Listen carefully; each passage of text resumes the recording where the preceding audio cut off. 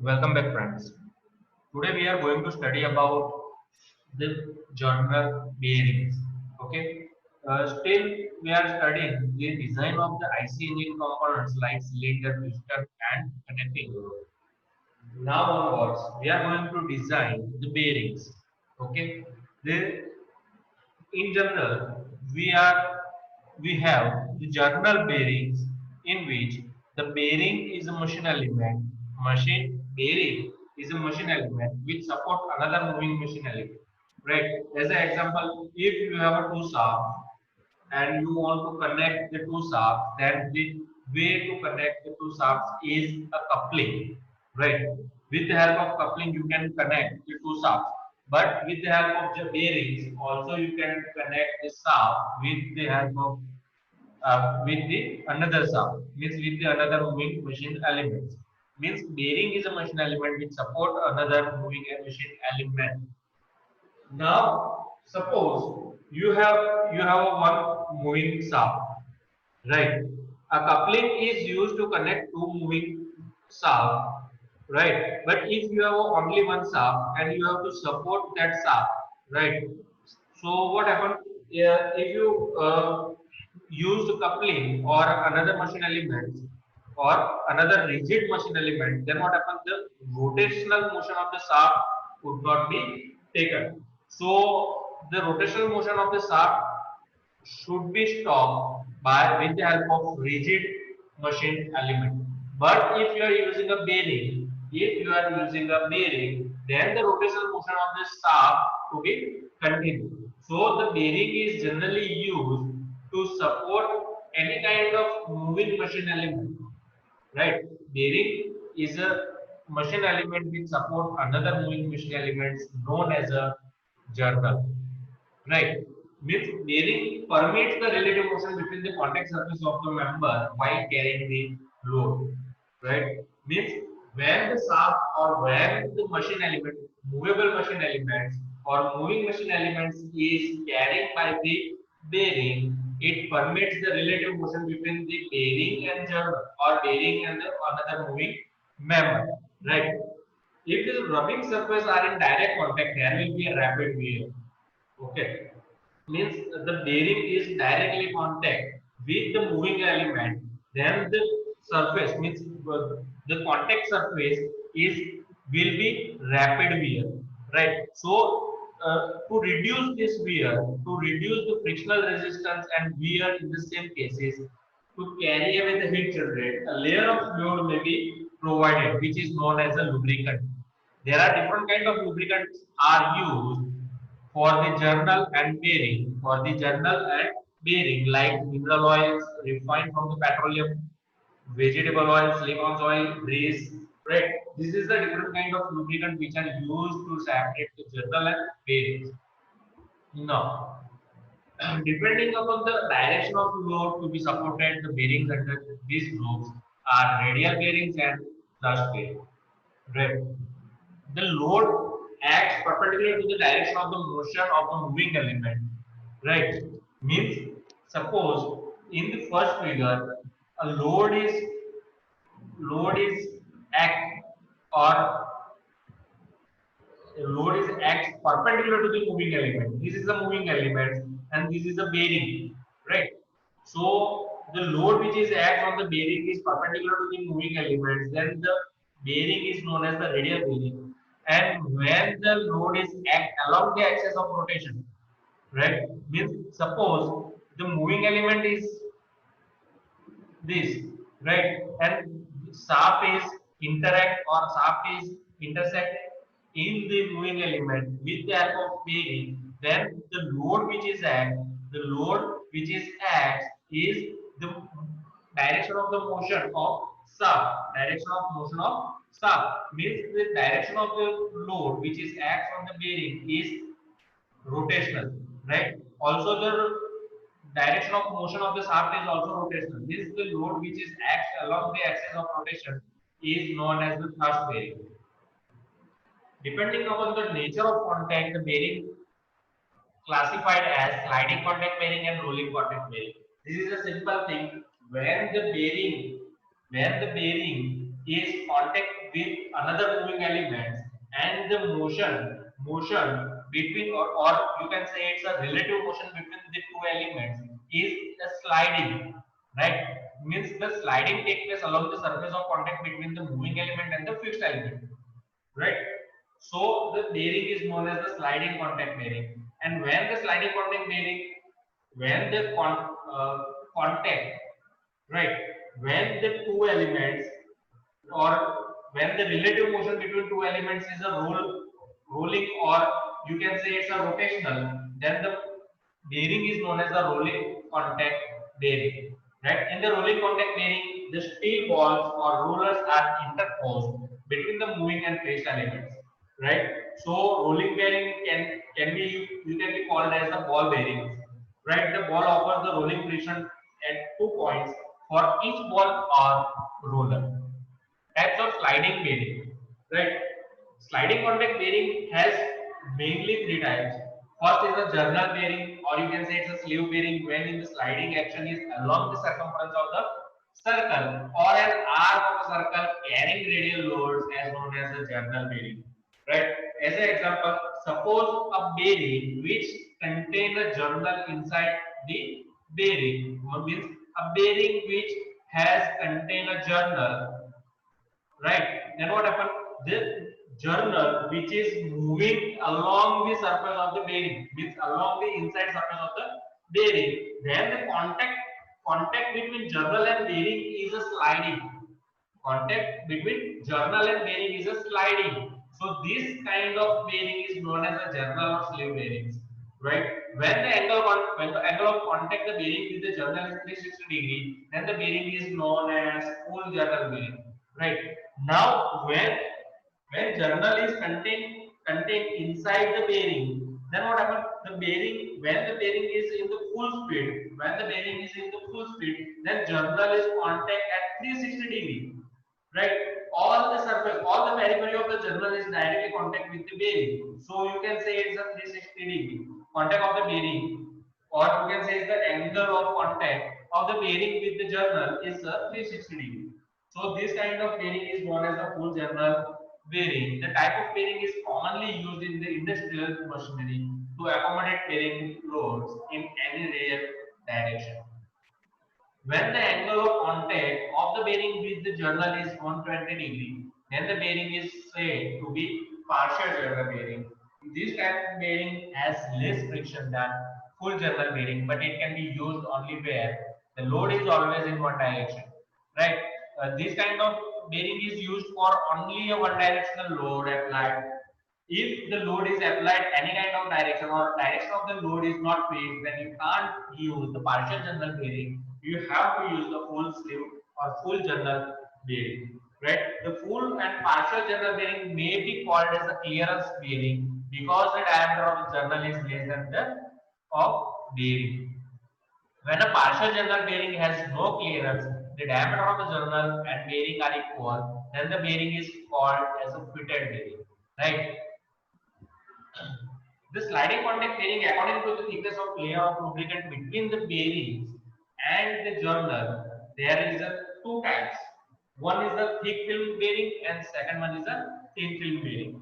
One is the hydrodynamic bearing and one is the boundary lubricant, boundary lubricated, or you can say it's a hydrostatic bearing. Right. The thick film bearings are those in which the working surface is completely separate from each other by the lubricant. Right. If you are using a journal bearing, or you are using a bearing with the journal inside the bearing, then the lubrication must be at such as the journal and bearing. Journal and bearing are both separated with each other, or both are separated from each other, then the bearing is called as a fixed film bearing. But if you are applying the lubricant, if you apply the lubricant to the journal and bearing, but in the presence of the lubricant, the journal and bearing has come in the contact or partially contact with each other, then the bearing is called as a thin film bearing, and such type of bearing are also called as a boundary lubricated bearing. right? Zero film bearing means there is a no lubrication is present between journal and bearing. Hydrostatic or axial pressurized lubricated bearing. In this type of bearing, the lubrication is present. Lubrication is present between journal and bearing, but when the load is steady, if you are applying the external force, or if you are increase the speed of the bearing, then the required lubrication, or the required lubrication between bearing and journal is achieved by forcing external pressurized lubricant between the member. Right? Means the initial stage, at the initial stage, the lubricant is present between journal and bearing. But after working, after some time, if the lubricant required, if the lubricant required, then lubricant is provided to bearing and journal with the help of, or by the forcing externally pressurized lubricant between the member. Right? Here the lubrication is not a self lubrication. Right? In this bearing, the lubrication system is not a self lubrication, but the lubrication is lubricate with the help of, or by forcing externally pressurized lubricant between the members. This bearing is called as hydrostatic bearing. Now, hydrodynamic lubricated bearing, the assumption in hydrodynamic lubricated bearings are the lubricants obey Newton's law of viscous flow. Right? This is the assumption. If the lubricant which is used is not obey this assumption, we can't use journal bearing for the machine elements, right? If the lubricant is not obey this kind of this laws, then what happen? Then the wear which is occur between bearing and journal is increased, and the main function or main reason why we are using the lubrication between bearing and journal is not satisfied. So the lubrication which is used, or lubricant which is used in the bearing, must obey this assumption, or must obey these rules, which is the lubricant obeys Newton's law of viscous flow. The pressure is assumed to be constant throughout the film thickness. The lubricant is assumed to be incompressible. The viscosity is assumed to be constant throughout the film, and the flow is one dimensional. The side leakage is neglected. Right? Now, suppose I have taken a one example. The lubricant is assumed to be incompressible. Right? This is the law which has to be obeyed by the lubricants. But suppose the lubricant doesn't obey this law, of incompressible, right? The lubricant doesn't obey this law as of incompressible. Then what happens? When the journal bearing is uh, in motion, or in the very first motion, then what happens? By the journal, the force acts on the bearing. Force acts on the bearing, or if by thrust force, or you can say it's a radial force, right? Two types of force are acting by the journal on the bearing. Is one is the thrust force, or second is the journal force. If the lubricant is not incompressible, then what happens is lubrication, or lubricant which is used is compressed, and journal is directly contact or partially contact with bearing, right?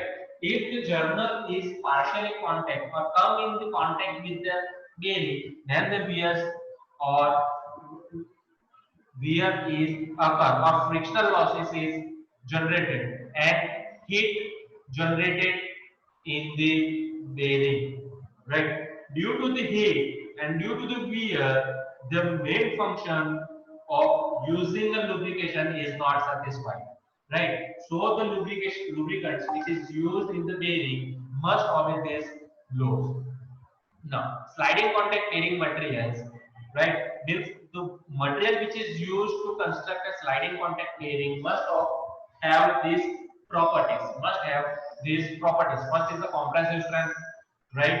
When the bearing material should have a high compressive strength to withstand the maximum pressure so as to prevent the excursion or other permanent deformation of the bearing, right? Means why the compressive strength must be high or compressive strength should have high because of the radial force and thrust force, right? Fatigue strength, the bearing material should have a sufficient fatigue strength so that it can withstand repeated load without developing surface fatigue crack. It is major important in aircraft and automotive engine, right? Fatigue strength. Fatigue. What is the fatigue strength? When the load is repeatedly applied on a surface or applied on a material, right? Then repeatedly applied force of the material is going to a crack, right? The crack is occurs on the material, and after a long time, the material or the shape is going to fail or deform, right? After repeatedly force applying on the material, the crack is occurs on the material, and after a long time, material is going to be deformed, right? So this kind of failure is called as fatigue. And to prevent this failure, this strength which is available in the material is called as the fatigue strength, right? Now, the main function of bearing is to support a movable element, right? This is the main function. So, the repeated force or repeated load of the moving element is occurs on the bearing, right? So, due to the repeated force, the fatigue strength of the material which is used to bearing must be high to prevent the fatigue or to prevent the fatigue crack. It is the major importance in aircraft and automotive engines. Right. Now, conformability. It is the ability of the bearing material to accommodate sharp deflection and bearing inaccuracy by plastic deformation without excessive wear and heating. Next, amenability. It is the ability of bearing material to accommodate small particles of dust, grit, without storing the material of the journal. Right? When the small particles of the dust or grit is fixed in the bearing or which is put on the bearing, then what happens? The dust which is corrodes the material of the bearing or which is sours the material of the journal, right? So the amenability is what is it? It is the ability. It is the property of the material to remove this kind of uh, this kind of remove the small particles, or it is the ability of bearing material to accommodate, right? Means it is the one kind of property to accommodate the small particles of the dust without soiling the material of journal. Bondability. Many high capacity bearings are made by bonding one or more thin layers of a bearing material to a high strength steel shell. Right? So this is also one kind of important property, and the most important property is the corrosion resistance. Right? Why? Because in the bearing we are using a lubrication oil, right? Lubricating oil to lubricate the surface, right? Now, if we are using the lubricating oil or means a fluid, we are using a fluid inside the bearing to reduce the frictional resistance or to remove the wear. Now, when the bearing is in a working, then the temperature or the heat is generated inside the bearing. So the temperature will going to increase. Now the high temperature, the fluid is working. So the moisturized atmosphere is created, and due to the moisturize, the material should not be porous, which is used for bearing, right?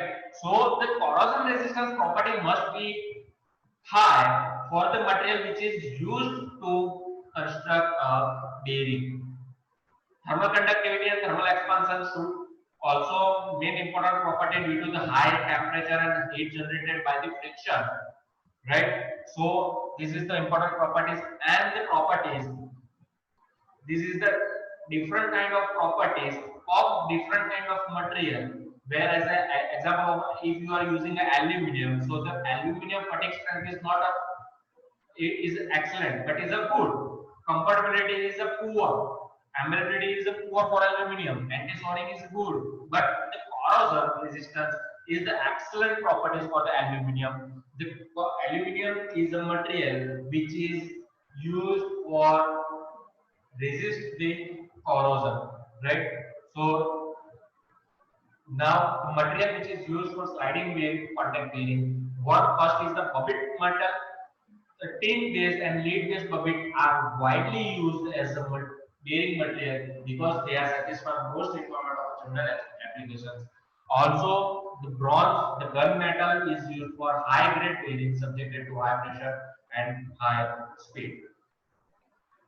This is a this is the example of the material which are used to construct a bearing. This phosphorus, bronze, cast iron, silver, and non-metallic bearings, right? The carbon graphite bearings are used for the bearing and which has more kind of properties which must have by the bearing, right? First is the self-lubricating. Carbon graphite is a self-lubricating material, dimensionally stable over a wide range of operating conditioning, chemically inert, and can operate at higher temperature than other bearings. Such type of bearing are used in food processing and other equipment where contaminations by oil or grease must be prohibited. These bearings are also used in application where the shaft speed is too low to maintain a hydrodynamic oil, right? So these properties is carbon graphite bearing, right, which is a more advantageous than other bearings, right? Now we are going to the part of terms used in hydrodynamic journal bearing, right? What we are skip these parts of lubrication because this property of lubrications you have already studied into fluid mechanics, right? This is the lubricants which are used in the bearings. The properties of the lubrication, right? Viscosity, oiliness, density, viscosity index, wax point, fire point, pour point. These all properties of the lubricants are studied by you in fluid mechanics. So we are going to skip it and we are going to study about the terms which are used in hydrodynamic journal bearing. See the figure which is shown in your right of the bottom part is a bearing, right? This is the bearing where the capital R is the radius of bearing and small r is the radius of journal. So the capital D is the diameter of bearing, capital R or small d is a diameter of journal, where L is the length of bearing. Now, first term is the diametral clearance. First term is the diametral clearance. Diametral clearance is the difference between the diameter of bearing and journal. Right? Diametral clearance is nothing but the difference between the diameter of bearing and journal. So small c is equal to capital D minus small d. Now second term is the radial clearance is this half of the diametral clearance, or you can say it's the difference between the radii of the bearing and journal. Now diametral clearance ratio. Diameter clearance ratio is the ratio of diameter clearance to diameter of a journal. So it's easy. is a C by small d. So you can write it as a capital D minus small d by small d. Eccentricity. Eccentricity is the radial distance between the center of the bearing of the and the displaced center of the bearing under load is denoted by small e. Suppose the capital O is the center of the bearing always constant. Remember, center of the bearing always constant, but the center of journal always change with respect to time or with respect to external forces applied on the bearing. Now, suppose the O here is the center of original center of journal, but after applying the external force or after applying the external motion to the bearing, the center of the journal is changed to O dash at this point. So the difference between this distance or distance between this point O and O dash is denoted by small e and is called as the eccentricity. Right. Now, minimum oil film thickness. It is the minimum distance between the bearing and the journal under complete lubrication condition, and it is denoted by H is equal to small c by 4. Right. Minimum distance between the bearing and the journal under the complete lubrication condition. Now, suppose the lubrication is done or lubrication is available between the journal and bearing. Now, the minimum difference, right? when the when the bearing and journal is in the movable condition or in the working condition, and when at the peak level of the bearing or at the peak level of the journal, then the minimum distance when occurs between journal and bearing, right? Suppose the bearing journal is here in this position, then the minimum distance between bearing and journal is here. Other than the in this side, the distance is going to increase continuously. After the distance is going to decrease. At this point, the minimum distance between bearing and journal is denoted by HO and is denoted by minimum oil film thickness, where the minimum oil film or minimum lubricant are required. Six, attitude, or you can say the eccentricity ratio. It is the ratio of the eccentricity to the radial clearance. Right? Radial clearance is C1 and eccentricity is E. E is equal to C1 minus HO by C1. So you can say the eccentricity ratio epsilon is equal to 1 minus HO by C1. Short and long bearing. This is the important terminology.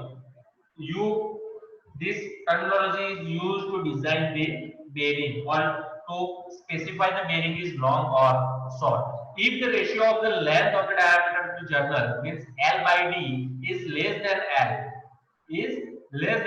then the bearing is said to be short bearing. On the other hand, if the L by D ratio is greater than L, then the bearing is known as long bearing. Right? Next, the bearing characteristics number and bearing modulus. Right. The coefficient of friction may be expressed or may be defined or may be calculated as the equation of phi in bracket Zn by P, D by C and L by D, where phi is a functional relationship, Z is the absolute viscosity of the lubricant, capital N is the speed of the journal, small p is bearing pressure on the projected bearing area, load on the journal divided by L by D. Small p is the bearing pressure on the projected bearing area is denoted by load which is acted on the journal divided by LD. Right? Means load which is acted on the journal divided by area of contact area of the journal, and contact area is the L by D. Small d is the diameter of journal, L is the length of the bearing, and small c is the diameter clearance. This is the diagram of coefficient of friction to Zn by P ratio. So you can see that in this diagram there are three parts. First part second part and third part. In the first part, the point S, if I increase the Zn by P ratio, then the coefficient of friction is going to continuously decrease. After some time, the after some time, the coefficient of friction is constant and is going to increase with respect to Zn by P, right? But here, the before area of the point R is called as the thin film lubrication, or you can say it's a boundary lubrication which is unstable. Between the R and Q point, it is called as a partial lubrication, and after the Q point is called as the thick film lubrication. And the point K, at the point K, right, where the A point is not, right. So what is the K? You have to study, or you have to understood what is the K. So first see the point A here, right, where the Zn by P and mu, the ratio of mu to Zn by P is excessive, where the lubrication must be needed. Lubrication must be needed is known as K. The coefficient of friction, right, this factor of current for the end leakages, and it depends on the ratio of length to diameter of the bearing. Now we are going to study about the design procedure of bearing. So first you have to find, or you have to choose the L by D ratio from the table. Now in which table you have to use to choose the L by D ratio. So remember one thing, you all the students have to purchase a design data book. Design data book must necessary during your GTU exam, right? For the design of gear and design of bearing. Without design data book, you can't solve any kind of example of design of bearing and design of gear. So first we have to purchase the design data book of machine design, right? So L by D ratio can be chosen from the design data book, but remember the design data book must of PSG or VB Bhandari, right? You have to purchase design data book by PSG or VB Bhandari. You have two options, right? One is the PSG. You can buy PSG design data book, or you can buy VB Bhandari machine design data book, right? Now let's see the design procedure of a general bearing. First is the determine the bearing length by choosing the ratio of L by D from the table or from the design data book. Check the bearing pressure P is equal to W by LD from the design data book. If the probable satisfactory value, you can get the value which is satisfied or not. Then assume lubricant from the table and its operating temperature. The temperature should be between 26.5 and 60 with 82 degrees Celsius as a maximum for high temperature installation such as steam turbine. Fourth step, determine the operating value of Zn by P for the assumed bearing temperature. Check the value is corresponding value in the design data book to determine the possibility of maintaining fluid film operation. Fifth step is the assumed clearance ratio C by D from the design data book. Determine the coefficient of friction by using the relation. Determine the heat generated by using the relation. Determine the heat dissipated by using the relation. Determine the thermal equilibrium to see that the heat dissipated becomes at last equal to the heat generated. In case the heat generated is more than the heat dissipated, then either bearing is redesigned or it is artificially cooled by water, right? So that's it. This is the design of hydrodynamic bearing, or you can say it's a sliding contact bearing, right? In the machine design syllabus, you have two portion of the bearing. First is the hydrodynamic bearing or sliding bearing, and second part is the rolling bearing. So first part of the sliding contact bearing or hydrodynamic bearing and hydrostatic bearing is over here. But be remember, you have to purchase a machine design data book of PSG or VB Bhandari, right? To evaluate or to learn example of bearing and gear design, right? But remember one thing: if you purchase design data book by TechMax, then it's prohibited in exam section 4. So we remember, don't purchase TechMax design data book. Only you have two options. One is the PSG and second one is the VB Bhandari, right? So thank you.